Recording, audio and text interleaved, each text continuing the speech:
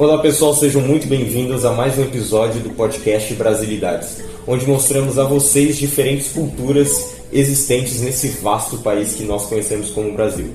Bom, para quem não me conhece, meu nome é Giovanni Dias, eu sou o host e apresentador desse podcast, e ao meu lado temos a Giovana Gonçalves, que é host e apresentadora junto comigo. E aí, Giovana, como é que você está? Estou bem, e você? Também estou bem. Que ótimo.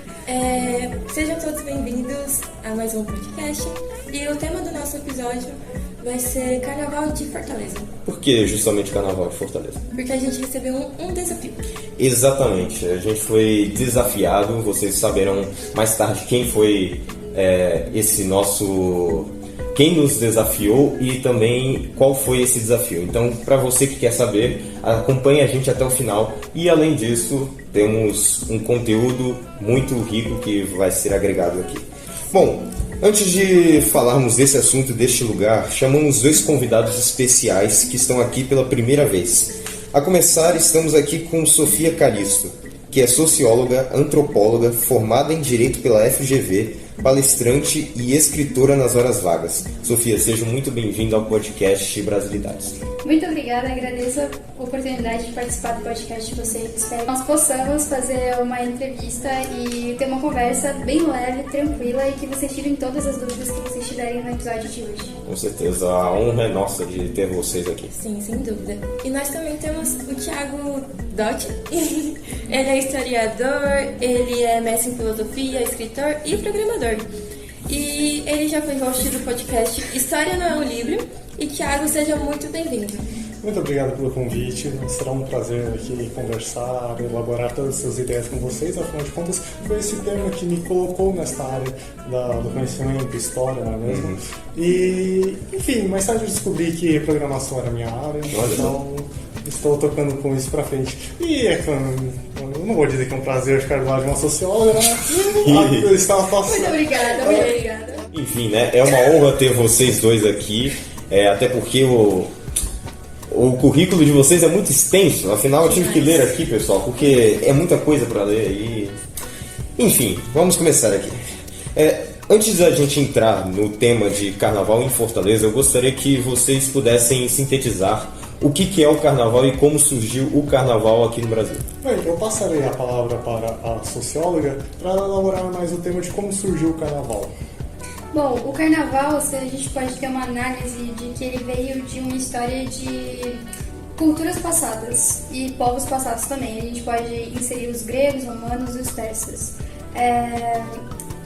Antigamente, eu não lembro se eram os romanos ou os persas, mas eles tinham uma cultura de fazer um festejo. Eles tinham o costume de fazer um festejo para a Saturnação. Sim. Que basicamente era agradecendo ao deus Saturno, que atualmente é um planeta, obviamente, sobre a boa colheita que eles faziam nos finais de ano.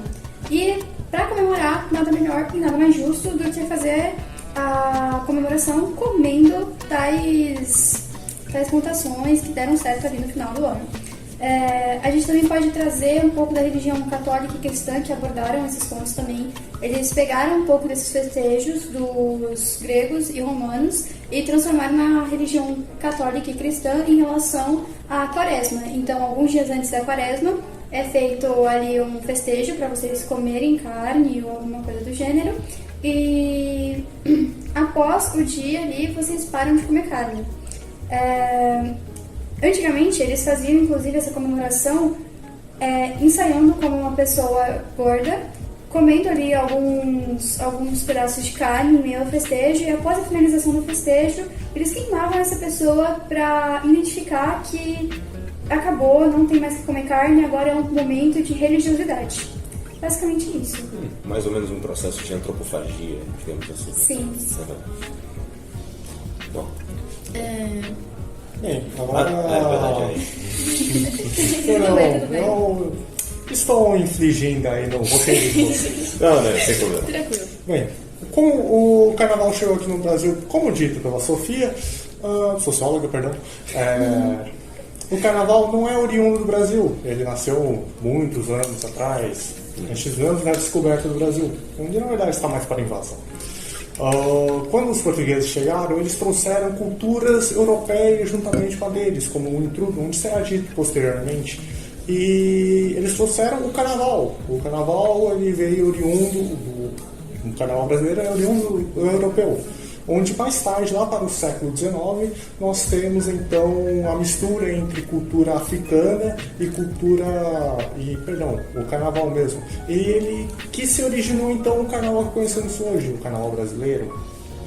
Então, a partir desse ponto, vou citar uma das características do carnaval europeu, como o intrudo, como havia dito anteriormente. O intrudo ele era um momento 3 dias antes da quaresma, onde os africanos, os escravizados, eles jogavam uns nos outros substâncias bastante fedidas, como ovos podres. E os nobres, para não se envolverem nesses atos violentos, eles se resguardavam em suas casas comemorando o carnaval ali mesmo. Mas eles também jogavam um balde de água suja nos desavisados que passavam ali perto deles. Então, é a partir disso que o intrudo ele é criminalizado.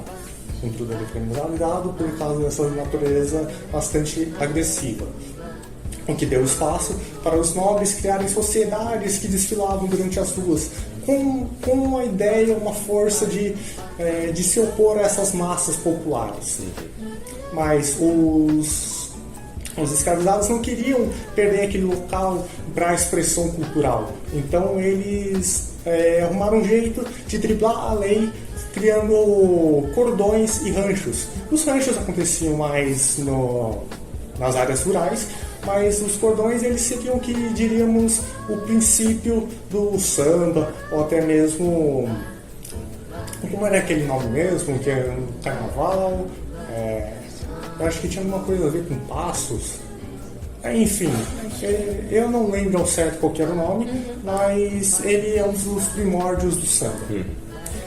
E a partir disso, depois disso, o intrudo ele é civilizado, ele é descriminalizado e passa a ser meio que um momento mais amigável, digamos assim, onde foi substituído o lançamento de objetos bastante nojentos para objetos mais revigorantes, digamos assim, para um momento mais de graça, onde, por exemplo, digamos, bolinhas de cera que continham substâncias cheirosas ali dentro. E é a partir disso que, para resumir como que chegou atualmente o carnaval que conhecemos hoje em dia, em 1910, esses ranchos, esses cordões, eles foram aprimorados para novamente aquele momento, aquela palavra que eu não me lembro certo, mas que também que depois dá origem ao samba. Onde ali passa meio que uma disputa entre quem dominava as ruas ou não. Os nobres queriam ocupar as ruas com o carnaval porque era bastante lucrativo, porque era uma razão, era um comércio turístico. Enquanto as massas mais populares queriam as ruas para expressarem a sua cultura. E o que eu posso dizer de origem dessas lutas são os trios elétricos, aqueles que vemos enormes, os sambódromos. Mas ele não surgiu dessa maneira, ele surgiu como um caminhão onde, por princípio, ele tinha como objetivo levar a banda para tocar durante o desfile. Inclusive, eu esqueci de citar um elemento importante do intrudo. O intrudo, ele não possuía música característica deles. Então, uma das razões para o intrudo evoluir foi com esse objetivo, de dar uma música característica a ele. Só fazer essa adição que foi muito importante para o desenvolvimento do carnaval com que conhecemos hoje. É a partir disso que nós conhecemos o carnaval como ele é hoje. Interessante. Muito interessante. E agora que a gente já falou um pouco sobre como surgiu o carnaval no Brasil, sobre essa mistura de culturas, de festividade, enfim, queremos ouvir de vocês. De que maneira o carnaval está relacionado com as questões de identidade cultural e pertencimento? Bom, se a gente for analisar pelo lado social do contexto, a cultura ela é feita de um passado onde a gente consegue ter algumas superações ao longo da história. Então, o carnaval, ele vem de uma época onde temos superações escravocratas, pois quando nós vamos analisar, um exemplo, tal época, os negros ou pessoas de pele mais escura, normalmente, e principalmente escravizados, lógico, eles tinham ali um suporte emocional grande em cima da religião. As religiões normalmente eram em cima ali de... Esqueci a palavra agora. Espíritos, né? E como o candomblé, o umbanda, o axé. Então, assim, eles vieram assim carregando uma cultura muito grande para aqui na frente ser replicado isso, principalmente nos bloquinhos, no carnaval. Inclusive em 2013, entre o período de 2013 e 2015, teve um festejo que foi em relação à comemoração dos deuses com o tema do carnaval e foi super aplaudido pela banca avaliativa da escola de samba que fez a representação. Então isso traz um forte reconhecimento, além de que as pessoas que vêm de fora, um exemplo para o Rio de Janeiro, que é o lugar onde tem uma maior representatividade do carnaval aqui no Brasil, traz a visão de que nós temos uma superação e que chegamos até aqui, onde estamos hoje, conforme nas lutas, no suporte emocional através de uma religião. Então isso tudo traz para o Brasil uma identidade muito forte através da cultura carnavalesca. Lógico, tem pessoas que não têm um entendimento e acaba se distorcendo por uma visão muito leiga em relação ao assunto e acaba dizendo que o nosso país é o país dos pelados ou das mulheres que andam nuas pelas ruas. Mas se a gente for analisar pelo âmbito social da questão, a gente vê que o nosso Brasil, ele tem uma questão muito forte de superação e isso traz cultura e identidade para o nosso povo. Muito interessante essa questão. Agora entrando um pouquinho na verdade, já começando a introduzir sobre o carnaval em Fortaleza, eu queria saber como que a cultura do carnaval chegou em Fortaleza.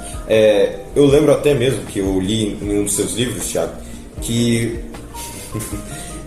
eu até lembro que uma vez que eu li em um dos seus livros, muito interessante, você fala que o carnaval de Fortaleza ele chegou um pouquinho depois em relação a outras capitais. Sim, inclusive, um desses meus livros, ele é muito interessante. Ele foi, inclusive, o meu primeiro livro. É muito interessante mesmo. E nele, de fato, o carnaval foi um dos últimos... na verdade, a Fortaleza foi um dos últimos a receber o carnaval, de fato. Porque naquela época, a Fortaleza ainda era uma cidade provinciana. Eu falei certo? Sim, professor. Certo, obrigado. Ele ainda era uma cidade assim, o que impactava no recebimento do carnaval e enfim, né? E até o momento ali, um período da Bela Época, né? Onde tínhamos ali a importação de culturas francesas para o Brasil, o Fortaleza ainda era comemorado em Trudo, onde já tinha se passado bastante tempo. Inclusive, hoje em dia é uma característica muito interessante do carnaval fortalezense, que é caracterizado justamente por esse intrudo, só que com outros elementos, como espumas, sem jogar as outras pessoas, nada violento, digamos assim. E a partir de 1910, a classe mais abastada, a classe mais avantajada, ela pegou tradições de outros estados, como São Paulo, Rio de Janeiro, e inclusive uma característica muito interessante do carnaval de Fortalezense. Eles foram muito inspirados nos carnavais de outros estados, como Rio de Janeiro e São Paulo. E com isso eles iniciaram tradições, como os carros alegóricos. Eles foram iniciados por essas classes mais avantajadas e o carnaval era muito limitado a eles, onde somente em 1930 que as classes mais populares que elas ganharam espaço no carnaval, onde antes eles não tinham nem o direito de assistir, eles começaram a ter o direito até mesmo de participar, onde eles começaram a confeccionar suas próprias fantasias.